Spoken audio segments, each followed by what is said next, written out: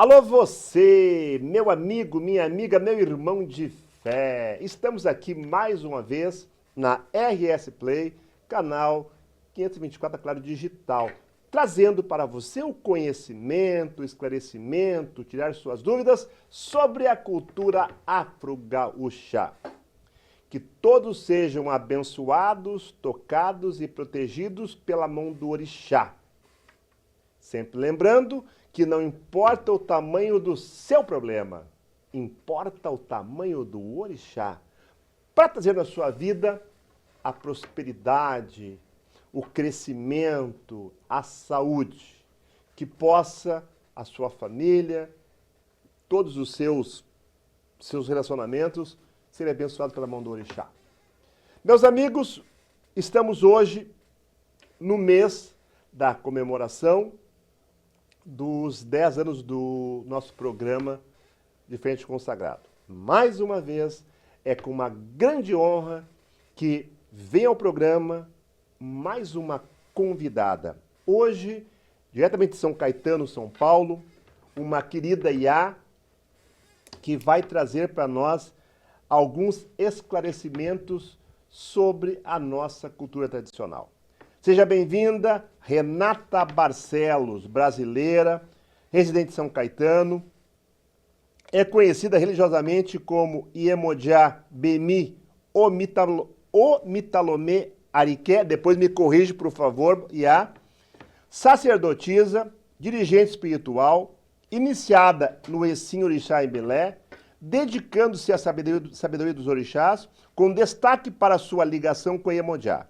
Vem conquistando grande público nas mídias sociais, pelas palestras e vídeos que somam cultura, tradição e costumes da família de Iemanjá. Criadora do site Orixá Brasil, maior acervo sobre Iemanjá. Bem-vinda à sua bênção, Iá Renata Barcelos. Epa, Omiô, Epa, Emodiao, Cabeciodô. Eu agradeço muito o convite. O meu nome é mesmo difícil. Yemodiabemi, Omitomalé, Ariké. E aí eu fiquei sendo conhecida como Ariké mesmo, porque é o mais fácil de ser falado. Perfeito. Bom, Iá, nosso programa de Frente Consagrado se dedica a trazer esclarecimentos, orientações e, acima de tudo, pessoas que possam trazer para nós a sua experiência, a sua vivência naquela cultura que seja iniciada. Com certeza, nós temos uma grande honra de ter a vossa presença aqui e já de antemão agradecer o seu tempo, que eu sei que é muito corrido, acabou de chegar de Salvador, aonde fazia parte das cerimônias, desculpe, cerimônia não, fazia parte da comitiva do Alafim, né? Que ao final vai nos trazer também alguns esclarecimentos. Bom, querida Iá, para começar, tá, eu lhe faço uma pergunta. Quando ocorreu a sua iniciação para Iemonjá em Oió? Foi em 2018. Antes de ir para lá, eu estudava já a religião tradicional há 10 anos, né? Então eu não caí de paraquedas, eu estudava bastante, né? Antes de escolher o lugar, escolher qual família eu iria me iniciar. Eu não me iniciei com uma família só, tiveram 4 famílias na minha iniciação, mas a sede foi Oió. Então, e é o que eu recomendo às pessoas, né? Não vá para lá sem estudar a religião antes. Precisa estudar, precisa aprender para depois ir para lá. Então, mas foi em 2018. E lhe faço uma pergunta agora, que ela é bem delicada, né? Quais foram as suas maiores dificuldades durante a sua iniciação? Eu sempre brinco, né, e falo que a gente tem 3 dias de expurgo, porque é deixar o Ocidente e o que a gente conhece do Ocidente para viver aquela realidade é muito difícil. É uma cultura completamente diferente. É, o modo de vida deles é muito diferente e isso impacta sim. A gente precisa ir muito preparado para aquilo que a gente vai enfrentar ali, enfrentar aquela dinâmica, e isso, a princípio, no choque. Eu falo que no primeiro dia você está feliz, no segundo você você começa a pensar, no terceiro você tem uma vontade de ir embora, e aí alguma coisa te segura ali e vai. Quando chega no décimo, porque a iniciação foi feita em 21 dias, né? 4 dias de folhas e 17 dias de confinamento. Mas chega no final e no meio dessa experiência, você já quer morar ali. Você fala, eu não volto mais para o Ocidente, eu vou ficar aqui. Então é muito engraçado como essa diferença cultural tão grande faz com que a gente cria um choque mesmo. Então, por quê? Porque ali não tem água encanada, não tem, na família que eu estava não tem eletricidade, não tem banheiro. Então, isso realmente cria um impacto muito grande na gente, né? Que está acostumado com muitas comodidades aqui no Ocidente, né? Então, precisa ir preparado para isso, para enfrentar esse tipo de coisa. Então, o terceiro dia de expurgo, depois você fala assim, gente, o mundo é tão mais simples do que a gente está acostumado, a gente quer tantas coisas, mas dá para ver de uma maneira tão mais simples, mas eu acho que isso impacta muito no começo, sim. E então, eu acho que a primeira prerrogativa é o despojamento do orgulho, da vaidade, da comodidade. Isso seria a primeira prerrogativa para se iniciar com certeza, né? A gente entende que lá eu parti daqui sabendo que lá existiam algumas condições, né, que não eram iguais ao Brasil, mas viver aquilo é diferente, né? Então, eu falo que os 3 primeiros dias são os dias de expurgo, é como se você tivesse que deixar o Ocidente para trás mesmo e aprender a reviver, né? Então, eu falo que o terceiro dia você está perguntando o que você está fazendo lá, mas quando passa isso, você fala, gente, a vida é muito mais simples do que a gente quer, sabe? A gente não precisa de tanta coisa assim, essas pessoas vivem aqui, elas vivem assim. E aí as coisas começam a fazer um sentido tão absoluto que você começa a entender por que que Iemoja tem força na água. Você fala, essas pessoas, elas vão. Você vê as pessoas indo buscar a água no poço, você vê as pessoas indo buscar água no rio. E aí quando você louva Iemoja, Oxum e todas as orixás ligadas à água, falando da importância da água, isso faz muito mais sentido do que alguém que abre a torneira e pega essa água hoje. Né? Então, a gente vê ali no dia a dia a força desse orixá agindo, né? Então, e aí, mas é preciso construir e a gente entender isso ao longo daquela jornada. Como eu falei, a gente começa perguntando por que que a gente está aqui e logo em seguida a gente fala, nossa, acho que eu não quero mais ir embora. É impressionante. Acredito que no terceiro dia o orixá te toca, e aí tudo fica uma coisa muito simples, né? No terceiro dia acontece o Itá, né? Que a gente chama. É um ritual que acontece no terceiro dia. Mas eu acho que são os dias eu falo que é quando você está, acho que expurgando o Ocidente mesmo. Você está deixando para trás as coisas para, sabe, para falar, opa, peraí, deixa eu me realocar aqui neste lugar, neste pertencimento, nessa. É como se você estivesse entrando na família mesmo, assim, agora eu pertenço a esse lugar. Né? Então, e isso acontece em várias camadas distintas, seja espiritual, seja lá física, seja lá mental, muitas camadas. Eric, por favor. Oi, seja bem-vinda, tá? Olá, babá. E é um prazer estar aqui com o Babaldo e contigo ao mesmo tempo. Me diga uma coisa, talvez aqui para o povo brasileiro, a raspagem, ela é unânime em todo o povo e todas as famílias de Iemanjá? Ou existem orixás que não raspam, ou até famílias de Iemanjá que não raspam durante a iniciação lá em Oió? Em Oió, do meu as famílias raspam a cabeça, tá? Mas isso não é um consenso na área iorubá inteira. Eu conheço famílias que têm isso como algo facultativo, e se deu muito até por conta das necessidades, novas necessidades urbanas mesmo das pessoas, né? De às vezes não poderem frequentar um ambiente com a cabeça raspada, ou até mesmo por segurança de as pessoas não poderem saber que elas são iniciadas porque ocupam um cargo público, por exemplo. Então, tem algumas condições em alguns lugares que abrem exceções, tá? Mas a raspagem, ela é melhor bem vista, né? É melhor que se raspe, todo mundo diz isso. Então tem famílias que não abrem mão de que se raspe a cabeça e tem famílias em outros lugares que, que podem abrir alguns tipos de concessão a isso. É o que eu aprendi. Perfeito. Na Nigéria, Os orixás podem falar diretamente com as pessoas durante a sua possessão? Não só podem, como fazem isso tranquilamente. Tranquilamente. É assim, né? Existem vários tipos de manifestação de orixá. Primeiro, que a manifestação não é uma coisa obrigatória. Segundo, que existem muitas manifestações que eu chamo elas de informais, ou seja, ela não é num ato solene, uma pessoa que foi que é representante de uma casa. Então, são manifestações públicas que elas acontecem de uma maneira bastante aleatória. E aí as pessoas podem chorar, gritar, rolar no chão, sair dançando, correndo. Então tem esse tipo de manifestação e tem as manifestações que são de eleguns, que são preparados para representar uma casa, uma família, uma comunidade. Essas pessoas, elas são elas que paramentam o orixá. As que têm manifestações informais, elas não paramentam o orixá, mas elas também podem trazer mensagens e também podem falar, mas elas não paramentam o orixá. E essas mensagens, mesmo das pessoas informais, elas são levadas em conta. As pessoas que são leguns, que paramentam o orixá, é muito comum que elas saiam na rua 6 horas, 7 horas, 4 horas, 12 horas, como é Legum Xangô Coçô, e elas parem as pessoas em todos os lugares para falar ebó com a própria boca, para dar conselho para as pessoas. Isso é muito, muito comum. Eu mesma fui parada pelo falecido, né, Xangô Delê, né, o Elegum Xangô Coçô, e ele pediu para eu fazer um ebó com a própria boca, e a gente foi lá o dia seguinte para fazer o ebó, né, eu e mais o grupo de pessoas que estávamos comigo.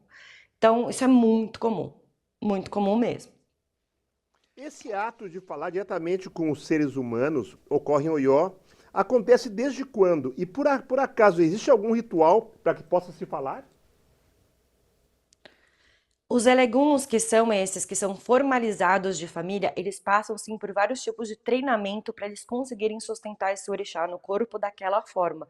Porque é assim, se vocês perguntarem para mim qual foi a coisa mais impressionante que você viu na Nigéria, para mim é isso.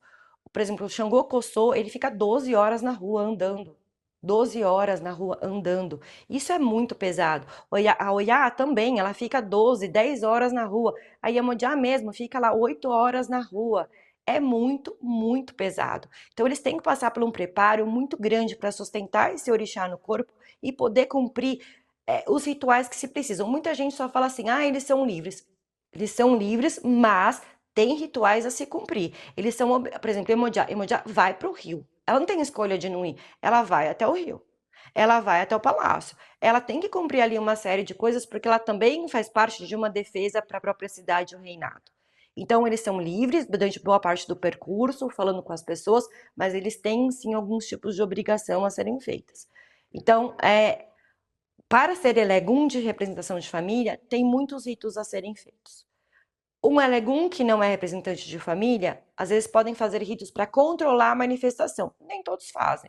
Muitos vão ter manifestações completamente enlouquecedoras durante a vida toda.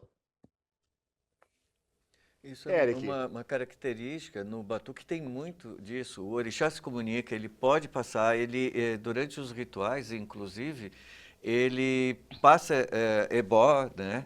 Ele orienta o que está sendo feito, ele interfere em alguma coisa ali. Então, esse costume, dentro do batuque, existia mesmo antes da gente ter contato com a Nigéria a esse ponto. Então, isso, inclusive, não era bem visto por outros segmentos que não tinha essa liberdade do orixá poder falar, né? E poder orientar durante os rituais. Isso é uma coisa muito comum sim, para nós aqui, sim, né? sim. Só uma coisinha que eu queria só voltar, que é a questão dos rituais. Na iniciação de Iemanjá, tem sasanha, como que é feito? Porque tu cita que no começo tem as folhas, né? Então, esses rituais com as folhas, é uma sasanha? Existe sasanha ou não, Iá? Sim, não é exatamente com esse nome, né? Mas a gente faz, sim, a gente chama de preparo do Omieró, né? Que se faz para o orixá. Então, ela é feita no primeiro dia, porque as ervas precisam ficar ali sendo curtidas, né, por 4 dias até que se possa começar a usar. Então, existe, assim, ali todo um processo, dessas folhas serem maceradas, e vão ali muitos outros ingredientes que realmente eu não posso aqui, né, compartilhar, mas existe 4 dias de preparo dessas folhas, né? Então é o primeiro dia principal onde você vai fazer todo esse preparo e ela tem que ficar dormindo ali até que ela esteja pronta para usar no primeiro dia da iniciação. E você usa essas folhas até o final da iniciação. E essas cantiga, preparo, é para Iemanjá, não é para outro orixá. Então, tem algumas coisas, principalmente o que é feito, que é muito importante, não é a cantiga em si, mas é você acordar essas folhas de alguma maneira, né? Então, ali tem coisas que são faladas para cada uma das folhas, para que elas despertem. Então, tem coisas faladas para as folhas, e aí isso vai depender de família para família, tá? Eu já vi gente, às vezes, só falar alguma coisa ali e não ter grandes atos. Já vi gente cantar, já vi de todas as maneiras possíveis. Perfeito. Muda muito, isso muda muito de casa para casa. No conceito iorubá, Iemanjá seria dona das cabeças? Não, ela não é dona das cabeças, não é dona do Ori, o Ori é dono dele mesmo, né? Sim. Eu costumo dizer que todo orixá ajuda a melhorar o Ori. Por quê? Porque quando você faz um jogo, uma consulta divinatória, seja com Eren de Lugum, seja quando você vai consultar o Obi, com um orixá, ou você vai consultar Exu, ou você, né, às vezes ali acaba saindo o quê? Olha, você precisa de Bori. Então quem te falou que você precisa fazer Bori? O orixá falou que você precisa fazer Bori, né? Então, eu falo que todo orixá ajuda de alguma maneira a gente melhorar nosso ori. Aliás, assim, melhorar também é uma coisa a ser pensada, né? Eu acho que ajuda mais a gente fortalecer o nosso ori do que melhorar exatamente, né? Porque melhorar o ori, a gente vem com uma condição do céu para a terra, né? Não acredito que a gente consiga fazer isso propriamente, mas eu digo que a gente consegue fortalecê-lo, né? Deixar ele sempre no seu melhor estado possível. Mas aí a gente vai entrar em assuntos bem filosóficos. Eu e Babá Érica adoramos esses assuntos, né, Babá? É verdade, é verdade. Eu só gostaria de fazer uma pontuação, tirar uma dúvida. Iemanjá pode orientar a alimentar o Ori, a fortificar o Ori, mas em Sim. algum momento ela vai participar desse Não. ritual? Eu sei que é uma Orixá pergunta nenhum assim. participa de ato de Bori. Não tem, orixá é uma coisa, ori é outra coisa. Orixá não participa de ato de bori. Quando você faz, aliás, assim, no ato de bori, na terra iorubá, a gente não pode manifestar o orixá. O orixá não vai participar dessa dinâmica. Aliás, até quando a gente faz ibori, a gente não pode mais se curvar para um orixá no mesmo dia. Então a gente costuma até pensar, ou você faz separado o ato de bori aqui, né? Ou você tem que fazer ele por último. Por quê? Porque você não pode mais reverenciar o orixá. Então, a pessoa ela tem que depois ficar quieta. Ela não pode sair da casa tendo que bater cabeça pro orixá, né? Então, ela não pode mais se prostrar no chão. Na minha tradição, do que eu aprendi, ela não pode se prostrar no chão. Então, o nosso cuidado é sempre para que ela faça o ato de bori e que ela já esteja ali depois organizada para poder ir embora, enfim. E aí eu sei que isso é uma polêmica porque tem vários tipos de bori. Eu sei que tem gente que deixa dormir na casa, enfim. Na minha tradição, não precisa dormir. E afinal, Iemanjá, no culto tradicional, seria mãe de Xangô? Na minha tradição, a gente diz que Xangô tinha uma mãe que chamava Torossi e ela morreu no parto. E aí Iemanjá se tornou aquela que cuidou de Xangô. Então ela é a mãe espiritual de Xangô. Esse verso está até disposto no Odu, Edila Sheborá, do Eren de Logum de Oiô, onde fala que Iemanjá, Xangô teria que procurar Iemanjá para Iemanjá cuidar dele. E tem até uma frase de Oriki de Iemanjá que fala, Iemanjá até terá Xangô, que fala que Iemanjá tem as costas fortes que segura Xangô. Segurou Xangô nas costas. Ela se gaba, que é muito comum dentro dos versos, de ter cuidado de Xangô e ele ter virado um Alafim, né? Então, é assim que a gente conhece Moió, mas que a mãe original de Xangô se chamava Torossi e ela era Anupi. Eric Rolf. A Iá falou sobre oráculo, assim, que pode, numa consulta, né, com Iemanjá. Quais os oráculos que Iemonjá, a sociedade, a família de Iemonjá usa? Eren de Logum, Obi. E quem responde nesses búzios ou ali durante o Obi? Iemonjá responde no Eren de Logum, mas ela fala sobre todos os outros orixás. Então, dentro dos versos que contemplam, né, dentro da nossa tradição, parece versos de todos os orixás. Então, Iemonjá que fala, olha, você precisa cultuar Exu, você precisa cultuar Ogum, você precisa cultuar qualquer outro orixá. Então, a voz do nosso... Todos os orixás têm acesso ao Olodumare. Todos os orixás. Todos os orixás têm acesso ao Olodumare. O Olodumare é outro capítulo dessa história da gente conversar, mas tudo bem. Sim. Vale um programa todo para falar sobre isso, né? Mas vamos pontuar aqui, né? Mas todos os orixás, eu vou falar assim, todos os orixás têm acesso ao conhecimento superior. Todos eles dão direcionamento à vida da pessoa. E eu sempre falo assim, por mais que Iemonjá tenha me pedido para cultuar Ogum e Ogum que resolveu, foi Iemonjá que me indicou. É por isso que a gente fala que a força do orixá de iniciação, ela é superior. É isso que justifica você ser iniciado a um orixá.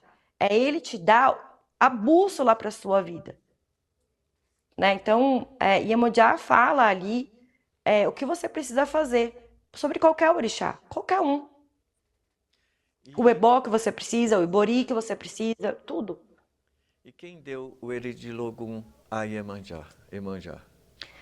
Segundo as famílias que eu consultei, e até tem uma entrevista gravada com o Babá de Sá, né, que é da família de Obatalá, ele, segundo a tradição dele, ele fala que Obatalá é quem tinha o poder de divinação do Eren de Logum, e foi ele que deu para todas as orixás. Oxum e Iemonjá, para todos os orixás que consultam búzios, foi Obatalá quem deu. E se eu não me engano, esse verso está em Ofum, dentro do Eren de Logum, falando que ele entrega os búzios para as orixás.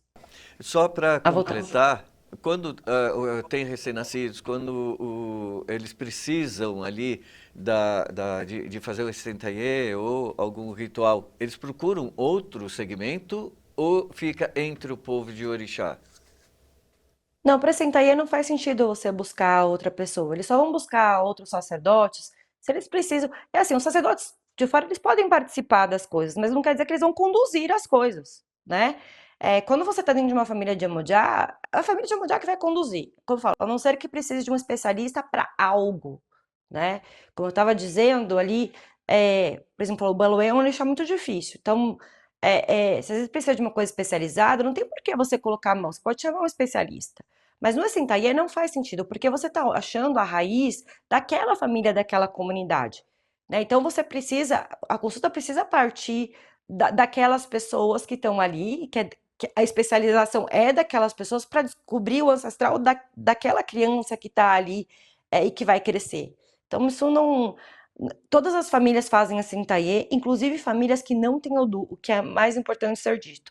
Então, por exemplo, a família de Ebel-Orum, eles não trabalham com Eren de Logum e não trabalham com nenhum sistema oracular voltado para Odu. E eles fazem Assentaie do mesmo jeito. A família de Obá faz Assentaie do mesmo jeito. A família de Ogum, que também não tem um sistema de Eren de Logum, também faz Assentaie do mesmo jeito. Por quê? Porque você descobre ali perguntando quais são os tabus, quais são os desígnios, quais são os problemas a serem enfrentados. Eu falo que você constar um Obi bem feito é muito mais difícil do que você constar Eren de Logum, ou até outros sistemas divinatórios. Porque o Eren de Logum, ele te dá muitas pistas, você abre o Odu, tem lá os versos e te ajuda. O Obi não. O Obi você tem que ficar perguntando. Então, e é completo também. Né? Então, as famílias conseguem fazer Sentaie de qualquer maneira. Mas elas fazem, assim, elas não precisam de ninguém, não precisam de suporte de ninguém para fazer o Assentaia, não. Ok, obrigado. Babá? Querida Iá, quais são as saudações fundamentais de Iemanjá no culto tradicional? E o que significa saudações? Quando a gente fala de culto tradicional como um todo, eu sempre vou me lascar. né? Porque existem muitas variações regionais, né? Então, assim, na minha família a gente costuma dizer epa, Yemodiaô, epa, Omiô. E em outros lugares a gente fala cabe, esse, odô, né? Tem muitos tipos de saudação para ela. Como que nós saudamos Aqui nós saudamos a Odoiá, no candomblé, Odociaba, né? no Batuque o É. No Batuque é o Mio, que serve Omiodô para é muito bom, o Mio, Omiodô. mas serve E Alodô a gente fala também. serve também para Oxum, né? O Miodô. Omiô. Muita gente Bom, fala Omiô e isto. Alodô. E Elodô. Na natureza, qual local Iemanjá e Iemoja, eu gosto de Iemoja, é cultuado? No Rio. Isso é algo que, ao que tudo indica, o culto de Iemanjá ele surgiu no norte da Nigéria, né? Não surgiu nas zonas costeiras, né? Então, assim, para o culto que surgiu no norte, não faz muito sentido que essa orixá seja ligada ao mar, né? Então, assim, eu falo que eu respeito muito quem cultua no mar. Eu não acho que brasileiro nenhum tem que trocar o lugar dela, sabe? Eu falo que se ela aceitou aqui ser cultuada no mar, quem sou eu para reivindicar alguma coisa? Inclusive, agora eu estava em Salvador, eu fiz questão de ir lá na Praia do Rio Vermelho, né, ver ali o culto e tal. Eu fiquei até constrangida de chamar o Olocum naquela praia, porque a é tão chamada ali, que eu falei, gente, o Olocum não tá respondendo mais aqui, sabe? Porque o Olocum que é o orixá ligado ao mar, né, na Nigéria. Mas assim, eu acho que a gente. Meu problema não é as pessoas cultuarem no mar no Brasil, eu acho que isso não é um problema. Eu acho que elas não saberem que a origem é rio. Ou muitas vezes querendo justificar de outras maneiras, né?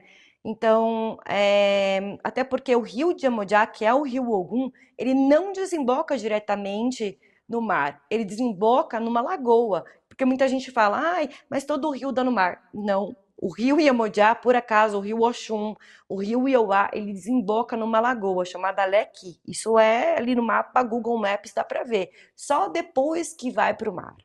Então, e lagoa tem outro orixá que chama Olossá, né? Então, vai para Olossá para depois ir ainda para o Okun, para Olokun, E né? por que o rio de Iemanjá chama-se Ogum? Porque quando Iemanjá, ela carregava um pote. Tem um verso que fala sobre essa história, né? Ela era casada com o Queré, e aí eles brigam. Eu não vou contar a história inteira porque ela é longuíssima, mas eles brigam e Iemanjá sai correndo desse rei, ela sai fugindo desse rei. Xangô tenta interceder, ele cria um monte de montanhas no meio do caminho, e esse pote que Iemanjá carregava na mão tava ela tinha medicina dentro, que ela tinha pego na casa de Oqueré para cuidar de um filho que estava doente. Só que ela não podia entrar no quarto sagrado de Alquerê, onde estava a medicina, e é por isso que eles brigam. Esse pote dela, então, tinha medicina, e medicina em Yorubá se chama Ogum. Então, quando ela derruba o pote, transforma o rio num rio de medicina, num rio mágico, num rio de cura. Então, o rio dela não se chama Iemoja. Quer dizer, em alguns lugares até chama, hein? Eu vou aqui abrir algumas exceções, mas esse rio dela, o mais popular rio dela vai se chamar Ogum, porque o pote que Iemanjá carregava tinha medicina, magia, Eric, remédio. Eric, é muito conhecimento numa pessoa só. ela é maravilhosa. É um orgulho, Maravilhoso. ela é E maravilhosa. eu tô assim, ó, eu vou a São Paulo para ter o Axé. prazer de conhecer pessoalmente. É muita Visitar o Por ilê favor. cultura. dela. É muita cultura. Isso para nós é uma questão de vaidade. Poder falar com uma pessoa que tenha o conhecimento, que tenha, conheça o Itã, conheça toda essa questão que tu está nos apontando agora. Eric, por gentileza, pergunta contigo. Ai, sobre os tabus de Iemonjá, ela teria algum problema com o Epopupá? Seria, o que poderia falar, sem entrar em Aô, né? O que poderia Não, mas falar? isso não é o.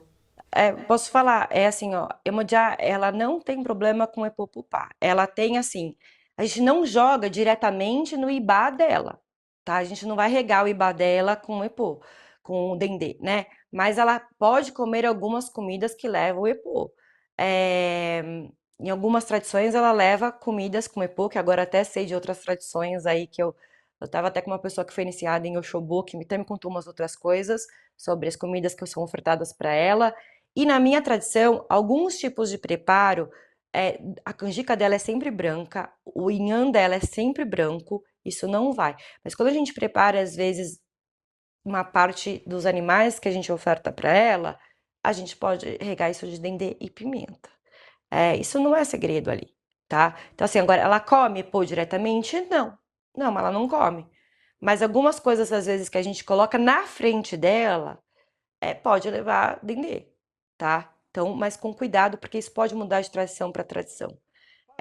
Ela tem tabu, especialmente com bagre, e esse intérito do bagre pode alterar de pessoa para pessoa, inclusive. Então, tem pessoas que podem só ter um intérito assim, não pode comer. Tem pessoas que podem ter intérito de não pode matar, não pode tocar, não pode relar, não pode estar junto, não pode comer. E tem pessoas que podem carregar mais intértitos de peixe, que não só o bagre, Interessante. tá? Falando em animais, e a Ah, querida. outra coisa, ela também tem tabu com uma planta que chama elebuté, que é uma planta que não tem aqui no Brasil. É uma planta que só tem lá na Nigéria. E ela também tem até música que fala sobre isso. Não ofereça elebuté para Emojá, não ofereça. É uma música muito popular lá. Se você sabe que é tabu de Emojá, não ofereça elebuté para Emojá. Isso até é uma canção ali muito famosa na Nigéria. Os tabus seriam quisilas, Eric? Sim, sim, Quisilas, né? sim. Falando em animais, aqui no Brasil se oferece para Iemoja a ovelha. E aí, na cultura e na sua iniciação, oferece ovelha ou oferece carneiro também? E aí a pergunta é, esse carneiro, ele é inteiro ou é capado? Então, isso também pode mudar de região para região. Dentro da minha tradição, que é uma tradição de Oió, a gente oferece carneiro para Emojá e ele não é capado. Eu até divulguei a foto por acaso. Ai, que gente, que terrível. Eu tinha uma foto desse carneiro que, por incrível que pareça, ele estava levantado e dava para ver até as partes do bichinho. Né? Eu acabei até achando essa foto sem querer ali nos processos iniciáticos, mostrando que ele estava inteirinho ali, né? Mas Iemanjá, ela pode comer diversos bichos, ela pode comer cabra, ela pode comer diversos tipos de animais, tá? O problema, às vezes, também começa a ser criados quando você tem outros orixás. Eu acho que não posso falar isso. Vamos pular essa parte, por favor, corta, não posso falar isso em público. Tá bom. Mas enfim, ela pode comer diversos tipos de animais, vai depender da tradição na qual ela pertence, tá? Quanto mais ligado para Oió, mais coisas que ela vai adotar perto de Xangô, né? Quanto mais perto eu for de Oió, mais coisas de Xangô ela vai ter. Então ela vai comer carneiro, esse carneiro não vai ser capado, tá? E quanto mais longe, eu vejo que as coisas mudam um pouco. Mas assim, entre os bichos, que aves podemos oferecer? Porque aqui também oferecem aves para Iemanjá, né? Pato, galinha, pombo. Mas, de novo, tem que tomar cuidado, porque pode mudar de tradição para tradição mesmo em terra Yorubá. Eu sempre digo que chegou um momento. Eu conheci muitas famílias de Iemanjá em muitos lugares ali e continuo a conhecer até hoje. Eu vejo diferenças regionais e você entende por que isso acontece, porque assim, os lugares têm suas próprias dinâmicas. Né? Às vezes tem um orixá muito proeminente no local que acaba como influenciando um outro orixá que tem ali numa escala menor. Isso é muito comum na terra Yorubá. Vamos lembrar que orixá na terra Yorubá não é só uma questão espiritual. Ali envolve uma questão política, uma questão de estabelecimento de etnias, de controle étnico, é muita coisa junto.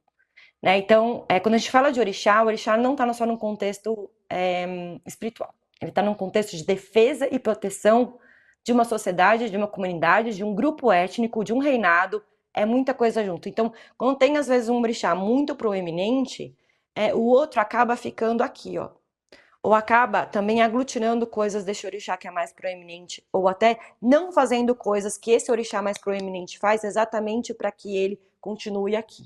Isso é muito curioso, né? E aí a minha cabeça de religiosa, mas também avaliadora que pesquisa, né?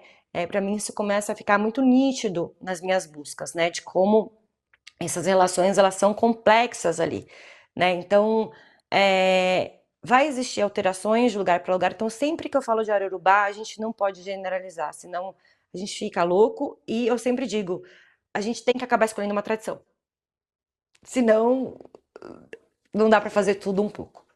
Me diz uma coisa, Iá, ainda falando sobre animais, tá? Aqui no Brasil, é, existe para cada orixá um tipo de pelagem, por exemplo, tá? Galinha para Iemanjá tem que ser branca, galinha para Oxum tem que ser amarela, galo para algum tem que ser amarelo. E assim tem variações, assim como também os animais de quatro patas, né?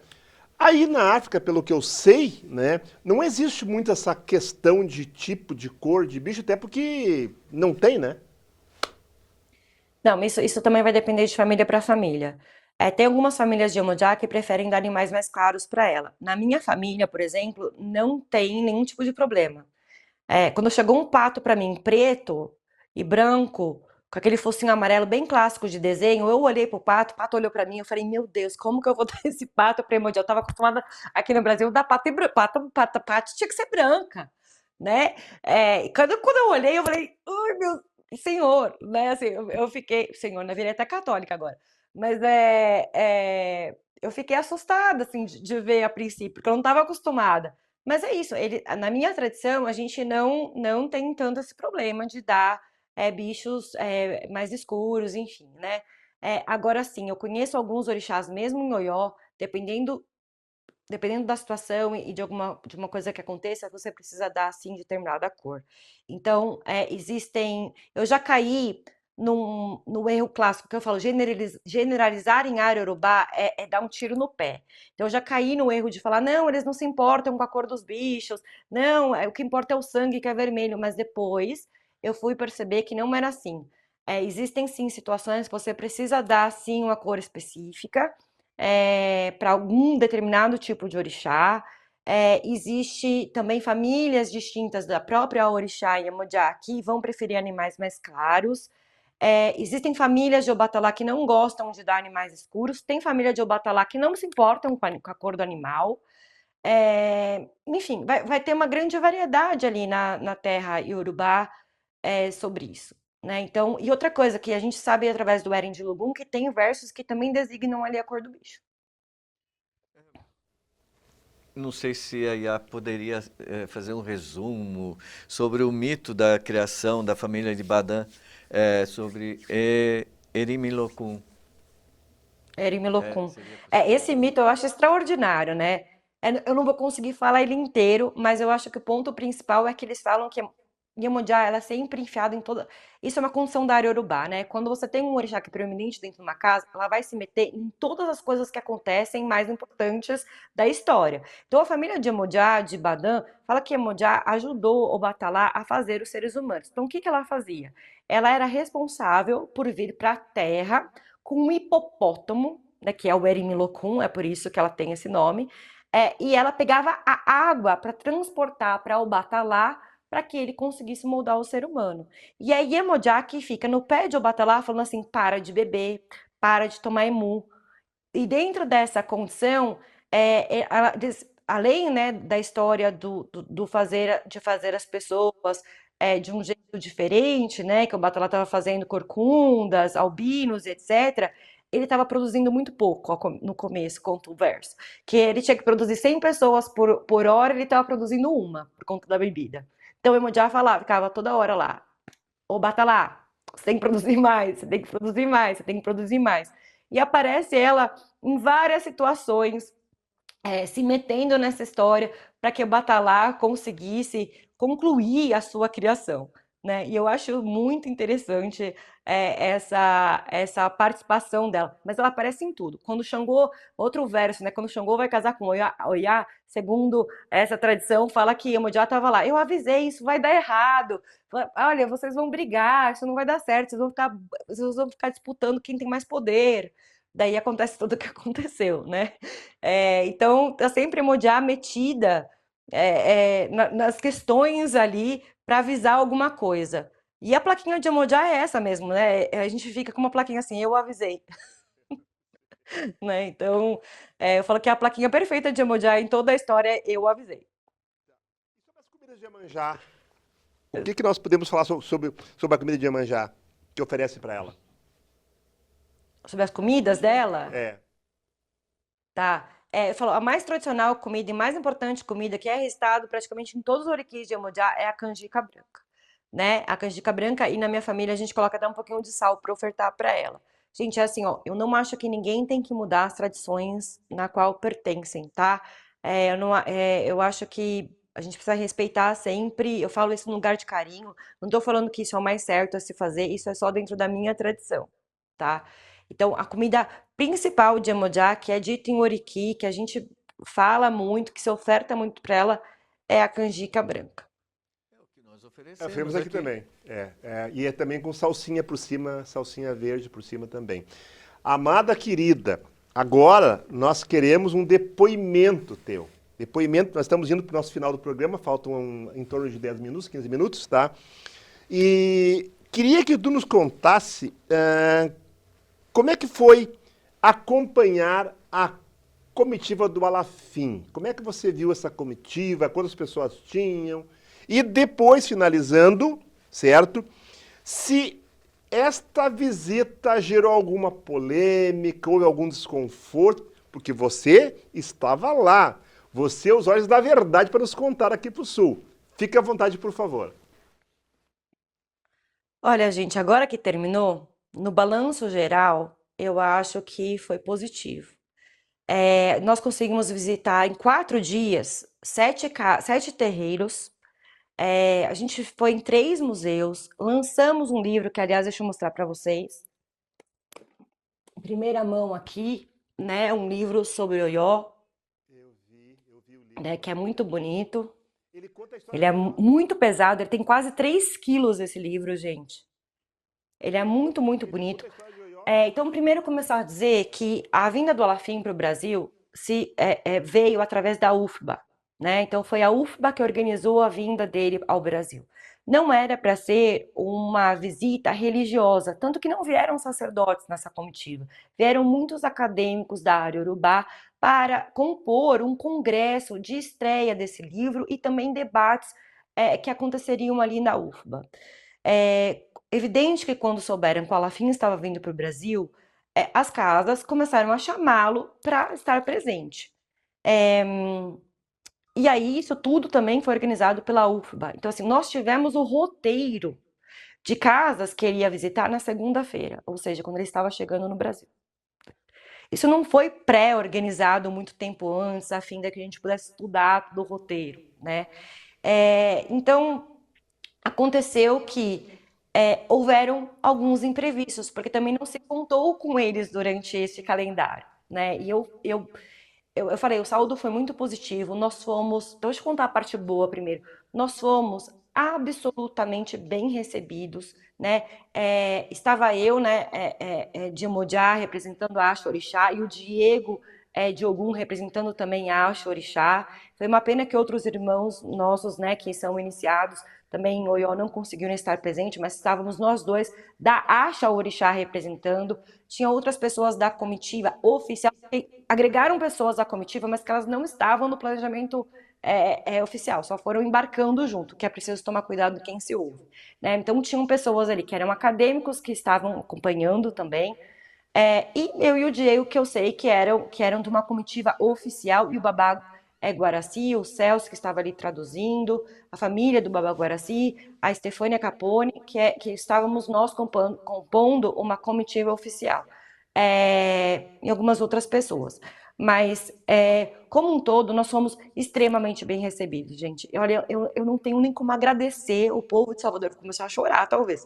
O povo de Salvador pelo quanto tiveram carinho por nós, sabe? E assim, até o entendimento de que houveram atrasos, houveram circunstâncias na qual nós não conseguimos controlar, mas mesmo assim eles acolheram a gente de todas as maneiras possíveis, sabe? E aí o que aconteceu foi que essa agenda ficou extremamente apertada. Tiveram dias de roteiro de 12 horas nas ruas, por exemplo, numa quarta-feira passada, a gente ficou 14 horas na rua, 12 horas na rua, nem me lembro mais. E a gente até acredita, eu vou contar uma fofoca aqui pra vocês, que o Olafim nem fez xixi.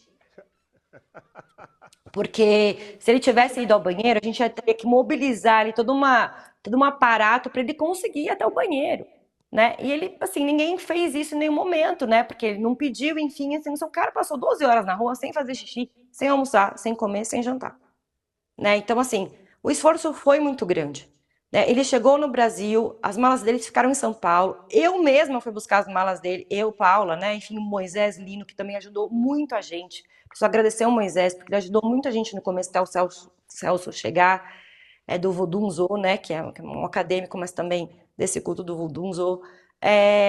Então, assim, nós mesmos fomos pegar as malas dele, por isso ele não conseguiu ir para Fondiá na segunda-feira, o que causou realmente um constrangimento com a comunidade muito grande. Mas a comitiva foi até o Bafundá, a gente conseguiu ver, eu vi um candomblé maravilhoso ali, eu fiquei completamente estarrecida com o que eu vi, de felicidade, sabe? Eu vi sim ali um orixá caminhar livre, Estava eu lá vi ali amanhã, umas coisas que Eia. me lembraram muito. Oi, Se desculpa. encontrava lá amanhã? No... Sim, sim, fiz questão de bater cabeça para ela no meio da Fondiá, É. sabe? Foi uma realização assim muito boa. Se o Alafim não aproveitou, assim, eu até falo, olha, gente, ele que perdeu, porque eu aproveitei, sabe? E aí, assim, aconteceram coisas no meio do caminho que foram difíceis da gente remediar, né? Então, as coisas acabavam se estendendo mais do que o previsto. Todo mundo fez realmente uma recepção pra gente muito bonita. Muito bonita. As pessoas cozinhavam pra gente estar lá, sabe?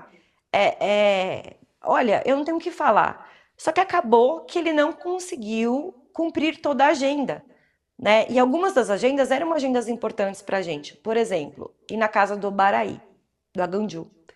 A agenda de quinta-feira se estendeu tanto que a gente não conseguiu ir até a casa do Balbino, né? E começou a ficar muito tarde para ir lá.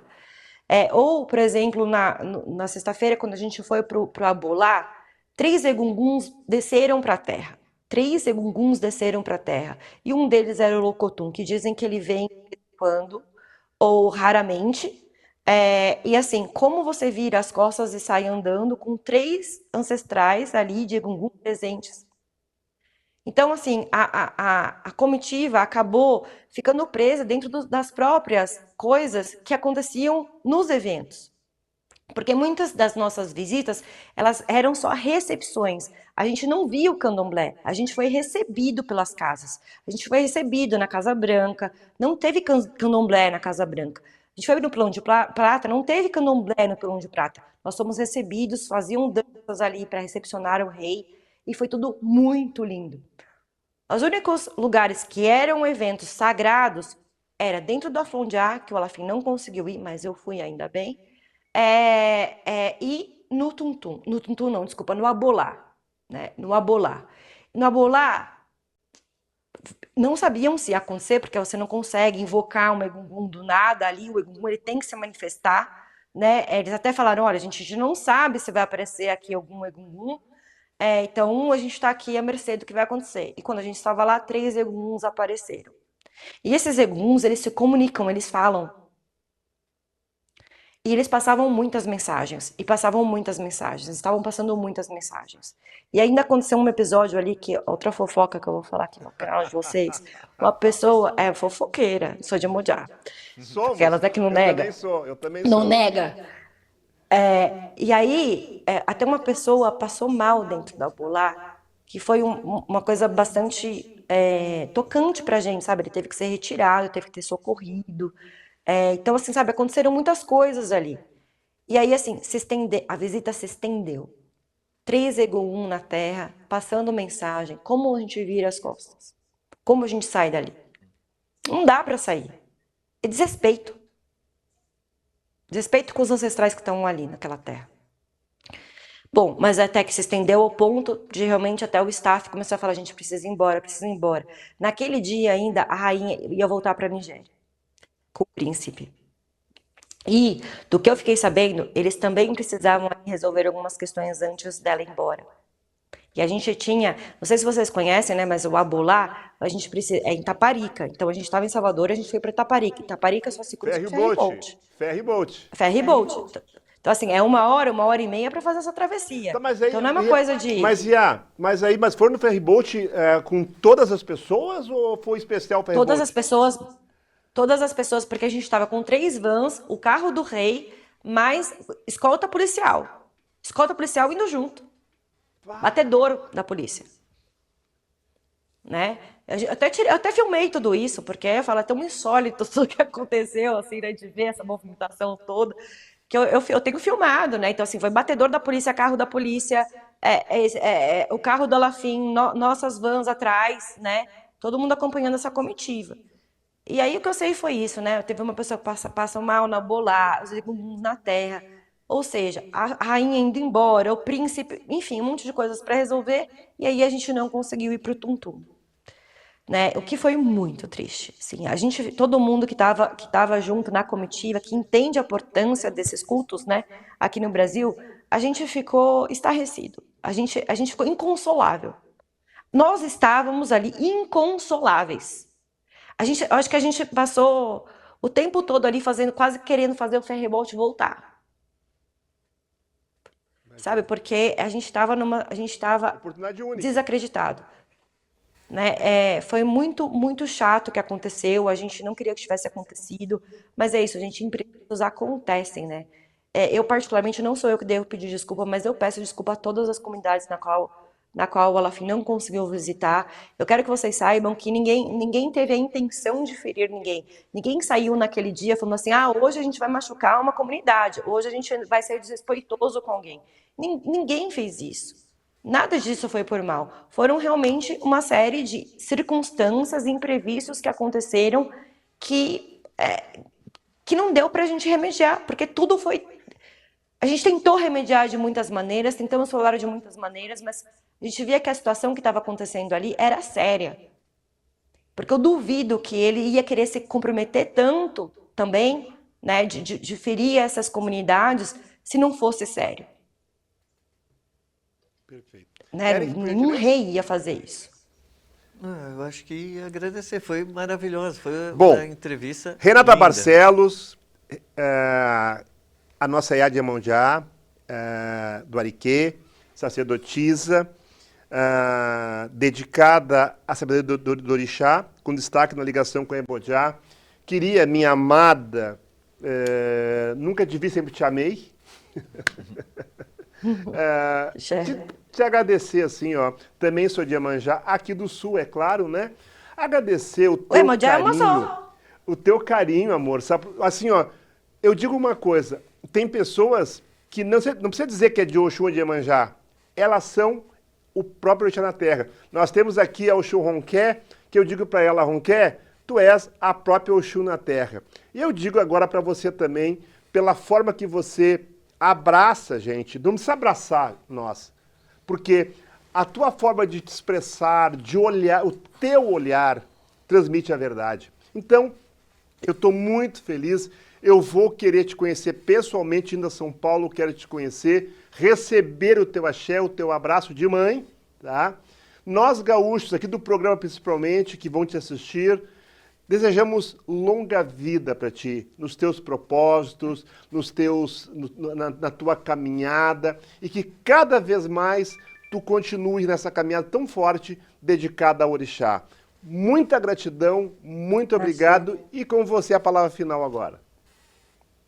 Eu que agradeço o carinho de vocês, agradeço muito o carinho de vocês. Vocês são muito bem-vindos aqui na minha casa, no meu templo. E você, assim, aqui não tem frescura nenhuma. Vocês vão me ver sentada no chão, limpando o bicho, limpando o chão. Eu sou uma pessoa muito, muito tranquila, né? Então, vocês vão ser bem recebidos aqui. Não tem frescura, né? Não tem nenhum tipo de problema. Vocês vão ser muito bem. Vai ser um prazer recebê-los vocês. Aguarde. Se quiserem estar aqui, dia 21, 22 de agosto, agora eu vou fazer o festival de Iemanjá, o Odum Iemanjá, né? Que é o maior festival que acontece na minha casa. Eric é muito mais que bem-vindo. Se quiser estar aqui, empurra o Luiz para vir junto, que já chamei. Axé. viu? Marins? Empurra a Ulisses, traz a Oxum também, vem junto, venham junto, venham participar, que será um prazer farei um imenso. esforço para estar contigo aí, com certeza. Axé. Deixe para nós, Podem por ir. gentileza, agora aí, tá, quem pode te seguir, tá? E aquele site teu lá sobre Iemanjá também, depois tu manda para nós, a gente quer colocar. Tá bom. Teu contato também. Tá bom, eu deixo sim. Posso falar? Pode, deve. O meu Instagram é iemanjá_ariké. Eu tenho também no Facebook o canal Orixá Brasil, tenho o site Orixá Brasil, acho que são os canais mais que eu estou mais movimentando agora, né? Quem quiser o meu contato, tem lá no Instagram também, pode procurar ali meu telefone. Eu troquei de telefone recentemente, tem ali o meu telefone que pode entrar em contato comigo sem problema. Ok. Beijo no teu coração. Axé. Nós aqui do Sagrado te amamos. Beijos. Estarei a gosto contigo aí. Bye, bye. Axé. Axé.